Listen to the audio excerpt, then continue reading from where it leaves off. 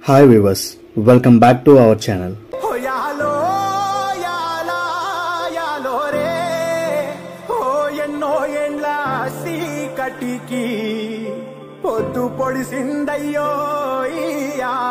Visuals చూసి ఏంటిది అనుకున్నారా?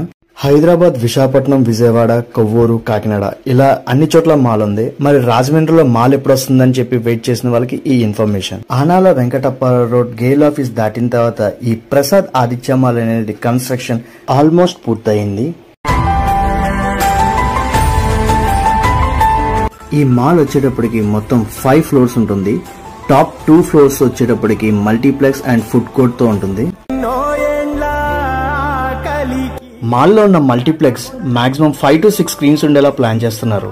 చాలా ఇయర్స్ నుంచి కన్స్ట్రక్షన్ జరుగుతుంది కాబట్టి బహుశా 2024 ఎండింగ్ కి రాజమండ్రి మాల్ చూస్తుందనుకుంటా. వీడియో నచ్చితే లైక్, షేర్, సబ్స్క్రైబ్